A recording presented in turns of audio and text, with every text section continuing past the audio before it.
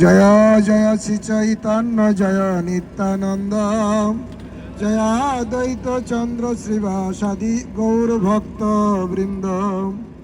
জয় জয় গৌরভূমি সর্বভূমি সার, যথা নাম শ্রী চৈতন্য অবতার। নিত্যানন্দ প্রভু বলে শুনো সর্বজন, পঞ্চবেণী রূপে গঙ্গা হেতায় মিলন। নিত্যানন্দ প্রভুর সঙ্গে আরো ভক্তরা আছেন, জীব গোস্বামী আছেন। তখন এই পঞ্চবেণীতে এসে নিত্যানন্দ প্রভু সব ভক্তদের বলছেন, হে ভক্তগণ, শোনো এই ধামের কথা। এই পঞ্চবেণী রূপে গঙ্গা হেতায় মিলন, এখানে পঞ্চবেণী গঙ্গা হেতায় মিলন হয়েছে। কি কি? মন্দাকিনী অলকা সহিত ভাগীরথী, গুপ্তভাবে হেতায় আছেন সরস্বতী। এখানে মন্দাকিনী আছেন, অলকা আছে, আর ভাগীরথী তো আছে, আর গুপ্তভাবে হেতায় আছেন সরস্বতী। পশ্চিমে যমুনা সহ আইসে ভগবতী, তাহাতে মানস গঙ্গা মহাভেগ বেগবতী। এখানে পাঁচটা বেণী, পাঁচটা তীর্থের সমন্বয় হয়েছে: মন্দাকিনী, অলকানন্দা, গঙ্গা, সরস্বতী আর যমুনা। আবার গঙ্গা শুধু নয়, মানস গঙ্গা। তাহাতে মানস গঙ্গা মহাবেগবতী, মহামহাপ্রয়াগ বলি, মহাপ্রয়াগ বলিয়া ঋষিগণে, কোটি কোটি যজ্ঞ হেতা কইলা ব্রহ্মাসনে। আমরা সবাই যাওয়ার জন্য ব্যস্ত প্রয়াগে, আর এই জায়গাটা বলছে মহাপ্রয়াগ। মহাপ্রয়াগ হচ্ছে এই তীর্থ, যেখানে ওখানে তো ত্রিবেণী, আর এখানে কয়টা? পঞ্চবেণী। আর এখানে তো গৌরগঙ্গা, আরো কৃপাময়। তাই বলছেন মহাপ্রয়াগ বলিয়া ঋষিগণে, কোটি কোটি যজ্ঞ হেতা কইল ব্রহ্মাসনে। কোন সময় ব্রহ্মা মুনি ঋষিদের নিয়ে এখানে কোটি কোটি যজ্ঞ করেছেন। কত যজ্ঞ করেছে? কোটি কোটি যজ্ঞ করেছে। ব্রহ্মসত্রের স্থানেই মহিমায় অপার, এটা স্নান করিলে জনম নহে আর। এখানে যদি কেউ একবার স্নান করে, তার আর কোনোদিন জন্ম হবে না। এখানে যদি কেউ স্নান করে, মানুষ বলছে 144 বছর পরে প্রয়াগে, সেখানে স্নান করলে কি ফল, তার থেকে বেশি ফল এখানে। একবার স্নান করলে পুনর্জন্ম ন বিদ্যতে, তার আর পুনর্জন্ম হবে না।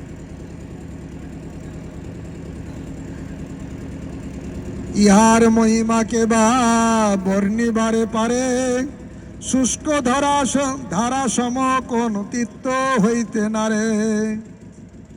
বলছি এর মহিমা কে বলে শেষ করবে? কোথাও একটা শুষ্ক ধারা আছে, সেখানে সবাই তীর্থ বলে, আর এখানে অলরেডি গঙ্গা প্রকট। আর গঙ্গা নয়, পঞ্চবেণী প্রকট। আর এর সঙ্গে কার এই জগতে কোন তীর্থের তুলনা করা হবে? হরি বল। এখানে কি? এখানে স্নান করলে আর পুনর্জন্ম হয় না। আবার জলে স্থলে অন্তরিক্ষে তেজিয়া জীবন, সর্বজীব পায় শ্রী গোলক বৃন্দাবন।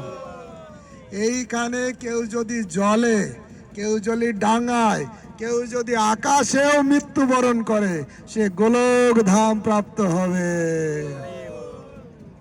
কিন্তু মৃত্যু না থাকলে হবে না। তাই কখন স্নান করতে হবে? হ্যাঁ, কৃষ্ণনাথ প্রভু বলছিল কোন যোগে? আমাদের যে কোনো সময় মৃত্যু হতে পারে, একবার স্নান করা থাকলে আর অসুবিধা নেই। প্রভু বলছিলেন মহেন্দ্র যোগে করব না, না আরেকটা কি যোগ? অমৃত যোগ। মহেন্দ্র যোগে স্নান হবে না অমৃত যোগে স্নান হবে? কৃষ্ণনাথ প্রভু বলছে মৃত্যু যোগে স্নান হবে, অর্থাৎ এখানে স্নান করলে আর তার আর জন্ম হবে না, সে একদম চলে যাবে। তাই বলছে ব্রহ্মাসহ হেতায় স্নান করিলে জনম নাহি আর, ইয়ার মহিমাকে বা বর্ণিবারে পারে, শুষ্ক ধারা সম কোন তীর্থ হইতে নারে, জলে স্থলে অন্তরিক্ষে তেজিয়া জীবন, সর্বজীব পায় শ্রী গোলক বৃন্দাবন, কুলিয়া পাহাড় বলি খ্যাত স্থানে, গঙ্গা তীরে উচ্চভূমি সর্বত্র সমানে। তাই এই কলদ্বীপের বিশেষ করে এই জায়গাটা হচ্ছে পঞ্চবেণী, যেখানে সমস্ত তীর্থের রাজা পঞ্চ পবিত্র নদী একসঙ্গে এখানে মিলিত হয়েছে। এখানে অলকানন্দা আছে, আর আছে মন্দাকিনী, অলকানন্দা, সরস্বতী, আর গঙ্গার যমুনা তো আছে। কারণ এলাহাবাদে ত্রিবেণী সঙ্গমে ওখানে গঙ্গা এসে মিলিত হয়েছে, আর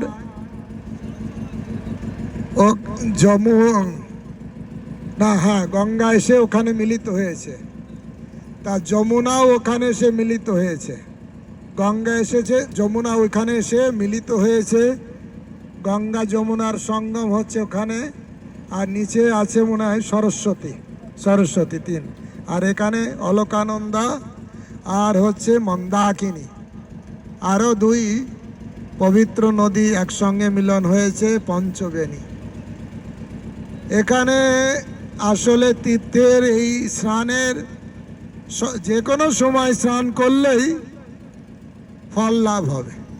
তবে আজকে হচ্ছে সেই ত্রিবেণীতে প্রয়াগে আজকে হচ্ছে শাহী স্নান আছে। শাহী স্নান, সেই জন্য লাখ কোটি কোটি ভক্ত সেখানে গিয়েছে, 14 কোটি 15 কোটি সেখানে গেছে স্নান করতে, একদম ভিড়ে ঠাটসা। আর 50 কিলোমিটার দূরে আমাকে বলছে বাস থেকে নামিয়ে দিচ্ছে, ওখান থেকে হাঁটো নাই তো কাটো।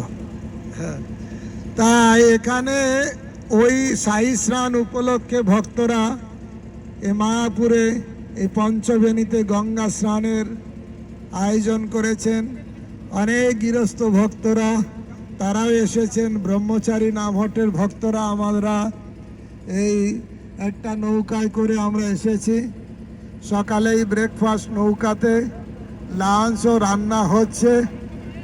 আমাদের কৃষ্ণনাথ প্রভু সুন্দর দুপুরে প্রসাদ রান্না করছেন, ব্রহ্মচারী ভক্তরা পাবে। তার আগে একটাই হচ্ছে মহেন্দ্র যোগ না কি যোগ আছে, ওই যোগে আমরা ওখানে স্নান করব, প্রসাদ পাবো, আবার কীর্তন করতে করতে যাব। গঙ্গার বিশেষ করে গৌর গঙ্গার বিশেষ মাহাত্ম্য আছে। গঙ্গাতে স্নান করলেই পবিত্র হওয়া যায়।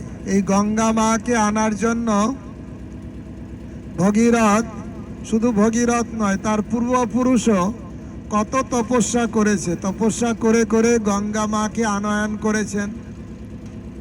গঙ্গা মা যখন রাজি হলেন, বললেন আমার বেগ ধারণ করবে কে, তখন আবার শিবের আরাধনা করলেন। শিব রাজি হলেন, বেগ ধারণ করব তার জটাতে, নতুবা যদি বেগ ধারণ না করা হবে তাহলে সেই স্বর্গ থেকে গঙ্গা আসছে। গঙ্গা স্বর্গলোকেও আছে, ব্রহ্মলোকে আছে, গোলক বৃন্দাবনেও আছে এই গঙ্গা। তো স্বর্গ থেকে যখন আসবেন তখন যদি এখানে কেউ বেগ ধারণ না করে তাহলে এই গঙ্গা পুরো পাতালে চলে যাবে। এই জন্য শিব এই বেগ ধারণ করলেন, তার জটাকে এই বেগটা ধারণ করে জটাতে কিছুক্ষণ রাখলেন, তারপরে আবার ছেড়ে দিয়েছিলেন। তারপরে গঙ্গাকে নিয়ে ভগীরথ এই রাস্তা দিয়ে যেতে যেতে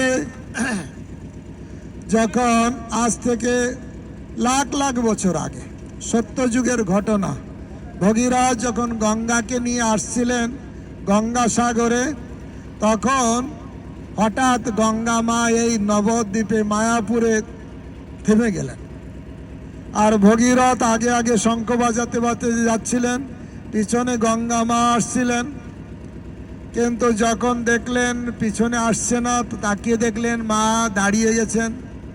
আবার সেখানে গেলেন, মা এত কষ্ট করে তোমাকে আনলাম, আর তুমি যাবে না আর অল্প দূর গঙ্গাসাগর? তখন গঙ্গা মা বললেন, বাবা আমি যাব, কিন্তু আমি এখানে প্রায় 1 মাস এখানে থাকব, তারপরে আমি যাব। কেন মা? বলছে, আমার যে প্রভু, আমার যে আরাধ্য দেব, তিনি গৌরাঙ্গ রূপে এই নবদ্বীপে আসবেন। আর তার আবির্ভাব তিথি হচ্ছে ফাল্গুনী পূর্ণিমা তিথি। ফাল্গুনী পূর্ণিমা সেই তিথি আসবে, আমি এই নবদ্বীপে বসে ফাল্গুনী পূর্ণিমা তিথি পালন করব, তারপরে তোমার সঙ্গে আবার যাব। গঙ্গা মা মহাপ্রভুর জন্মস্থানের সামনেই সেখানে 1 মাস ধরে অবস্থান করেছিলেন, সেই জন্য ওই জায়গাটার নাম হয়েছে গঙ্গানগর। গঙ্গাদাস পণ্ডিত আজ থেকে 500 বছর আগে টোল খুলেছিলেন ওখানে, সেই জন্যও নাম হয়েছে গঙ্গানগর। আর লাখ লাখ বছর আগে গঙ্গা মা 1 মাস এই মায়াপুরে ছিলেন, সেই জন্য নাম হয়েছে গঙ্গানগর। তারপরে গঙ্গা মাকে নিয়ে আবার যখন ভগীরথ যাচ্ছেন, এইখানে জন্মদ্বীপে জন্মমুনি বসেছিলেন, তিনি তপস্যা করছিলেন, তার পাশে আসমন পাত্র কুশাকুশি ছিল। আর গঙ্গা যখন কুলুকুলু ধ্বনিতে যাচ্ছেন, ওনার স্রোতে এই সব ভেসে যায়। কুশাকুশি আসমন পাত্র যখন ভেসে যায়, তখন জন্মমুনি রাগ করে খপ করে গঙ্গাকে একদম খেয়ে নিয়েছিলেন, পুরো খেয়ে নিলেন। যখন খেয়ে নিলেন, ভগীরথ এসে দেখছেন গঙ্গা মা নেই। বলে, কি হলো? বলে, আমি সব খেয়ে নিয়েছি, আমার সব কুশাকুশি ভাসিয়ে নিয়ে যাচ্ছেন। কত বড় মুনি, চিন্তা করুন, গঙ্গার অত জল সব পেটে নিয়ে নিলেন। এখন কান্নাকাটি করছেন, মুনি আমি অনেক কষ্ট করে তপস্যা করে, আমি নয় শুধু আমার পূর্বপুরুষও তপস্যা করেছে আমাদের এই পূর্বপুরুষকে উদ্ধার করার জন্য, সেই গঙ্গাকে আমি নিয়ে যাচ্ছি, আর আপনি যদি খেয়ে নেন তাহলে আমাদের কি হবে? তখন বলছে, তাহলে বের করে দেব কি করে? আমি যদি মুখ দিয়ে বের করে দিই উচ্ছিষ্ট হয়ে যাবে, আমি যদি প্রস্রাবের দ্বার দিয়ে বের করে দিই তাহলে অপবিত্র হয়ে যাবে। তাই উনি কি করলেন, এই জানু কেটে গঙ্গাকে বের করে দিলেন। এই জন্য এই দ্বীপের নাম হয়েছে জন্মদ্বীপ। জন্মমুনি তার জানু কেটে গঙ্গা মাকে প্রকট করেছিলেন, আর সেই জন্য এই গঙ্গার আর একটা নাম হয়েছে জাহ্নবী, জন্মমুনির কন্যা, কারণ তার কন্যা রূপে প্রকট হয়েছে, সেই জন্য নাম হয়েছে জাহ্নবী। মহাপ্রভু বাল্য লীলাতে এই গঙ্গার বক্ষে অনেক লীলাবিলাস করেছেন। তিনি প্রতিদিন স্কুলে যেতেন, স্কুলের খাতাপত্র রেখে দিয়ে আসতেন এই গঙ্গায়। সারা দিন ধরে গঙ্গায় যারা স্নান করত তাদেরকে খুব উৎপাত করতেন, দুষ্টামি করতেন মহাপ্রভু। একদিন সচী মাতা জগন্নাথ মিশ্র ঘরে বসে আছেন, এইসব ব্রাহ্মণরা গিয়ে কমপ্লেন করতে শুরু করেছেন যে তোমার নিমাইয়ের জন্য আমরা গঙ্গাতে শান্তি করে স্নান করতে পারি না। কি হয়েছে? ওই যে আমরা গঙ্গায় নেমে গায়ত্রী করি, তোমার ছেলে কোথা থেকে আসে আর পা ধরে টেনে টেনে গঙ্গার নিয়ে যায়। আমরা গায়ত্রী ঠিকভাবে করতে পারি না। আমরা যখন গঙ্গা স্নান করে আমরা উপরে উঠি, পবিত্র হয়ে স্নান কমপ্লিট হয়ে গেলে এখন উপরে চলে যাব, তোমার ছেলে কোথা থেকে এসে ফুক করে কুলিকুচি মারে আমাদের গায়ে। আর আমরা কখন উঠতে গেলে আমাদের কাদা ছিটিয়ে দেয়, কাদা ছিটিয়ে দেয়। এইভাবে আমাদের ঠিকভাবে গঙ্গা স্নান করতে দেয় না। তারপরে আমরা যখন কাপড়, পুরুষরা এক জায়গায় কাপড় খুলে স্নান করি, মহিলারা আলাদা ঘাটে কাপড় খুলে স্নান করে। আর উঠে এসে দেখি যে আমাদের কাপড়ের জায়গায় সব মহিলাদের কাপড়। তোমার ছেলে কি করে, মহিলাদের কাপড়ের জায়গায় পুরুষদের কাপড়, পুরুষদের জায়গায় মহিলাদের কাপড় রাখে। সব সময় উৎপাত করে, সব সময় জ্বালাতন করে। আমরা শান্তি বলতে বলতে হঠাৎ ওনারা চলে গেছেন। কিছু কুমারী মহিলারা এসেছে জগন্নাথ মিশ্রের কাছে। জগন্নাথ মিশ্র না, এবার এসছে সচী মাতাকে বলছে, মা সচী মাতা, তোমার নিমাইয়ের জন্য আমরা শান্তিতে গঙ্গায় স্নান করতে পারি না। কেন, কি হয়েছে? আমার নিমাই কি করেছে? তোমার নিমাই কি করেছে? আমরা শিব পূজার জন্য নৈবেদ্য নিয়ে গঙ্গার ঘাটে যাই, শিবকে পূজা করি। আর সে তখন এসে আসনে যেয়ে বসে বলে, আরে শিব, তার পুজো করে কি হবে?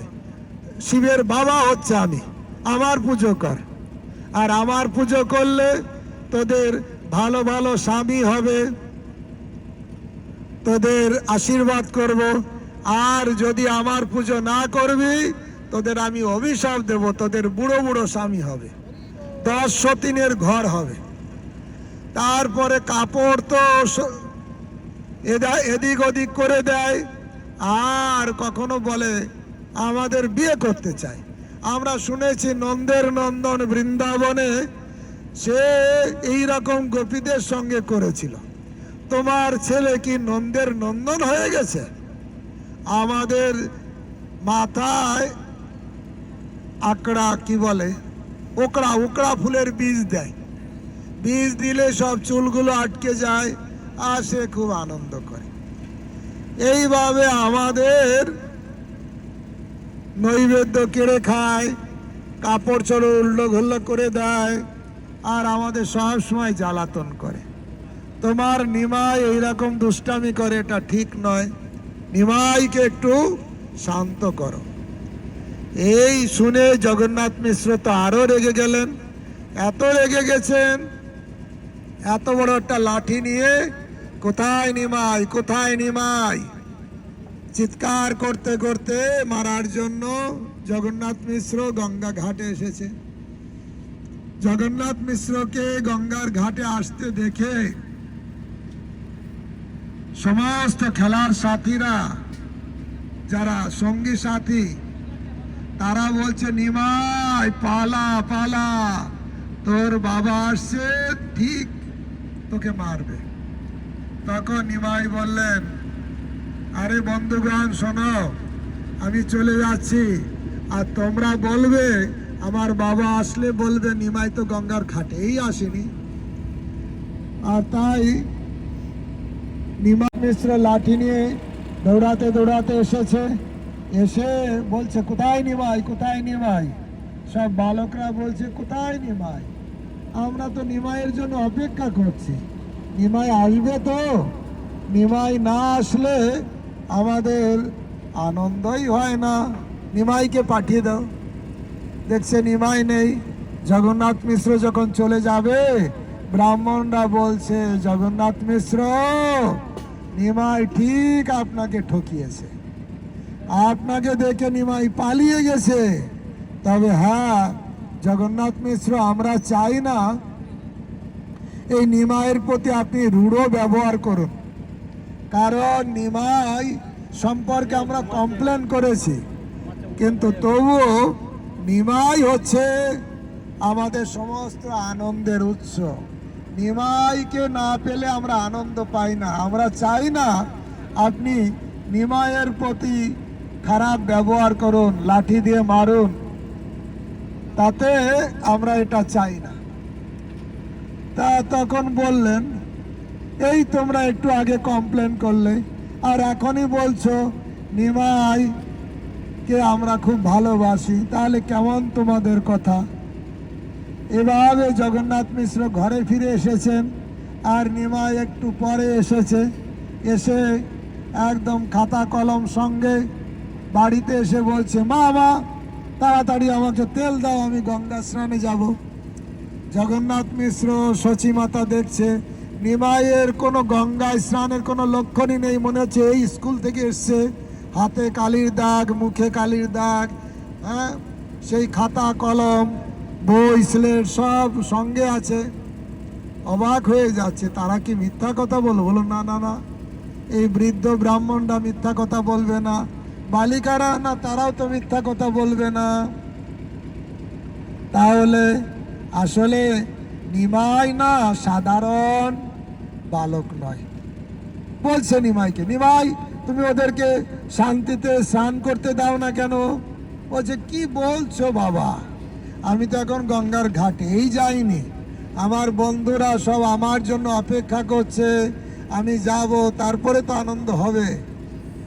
এইভাবে নিমাই এই গঙ্গার ঘাটে অনেক বাল্যলীলা করেছেন।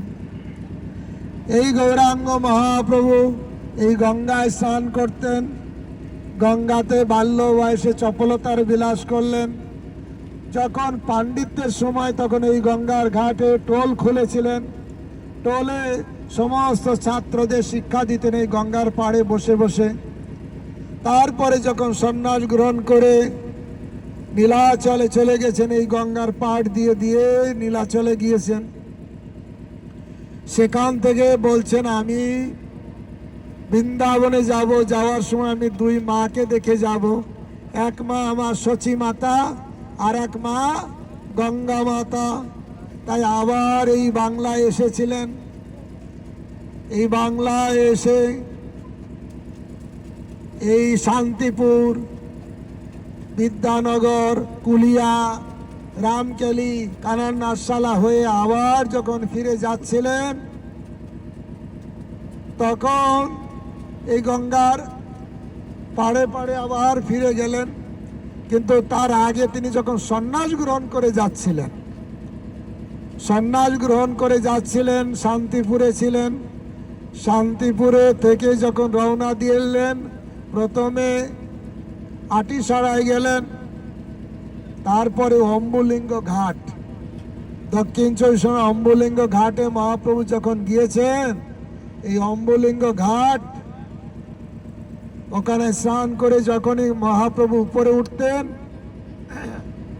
আবার নিত্য কীর্তন করে চোখের জলে আবার পুরো কাপড় ভিজে যাচ্ছিল, আবার কাপড় চেঞ্জ করছে, আবার কাপড় ভিজে যাচ্ছে।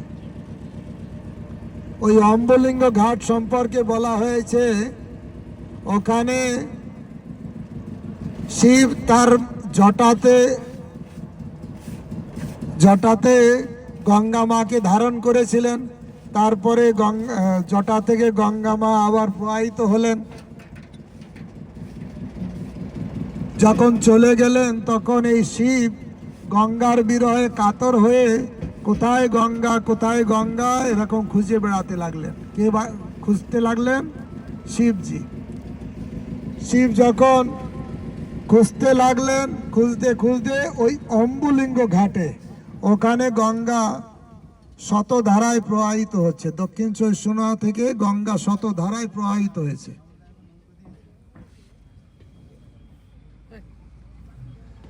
ওখানে যখন গঙ্গা শতধারায় প্রবাহিত হচ্ছে, ওখানে মহাপ্রভু যে ওইখানে স্নান করেছিলেন, আসলে শিবজি ওখানে গিয়েছিলেন।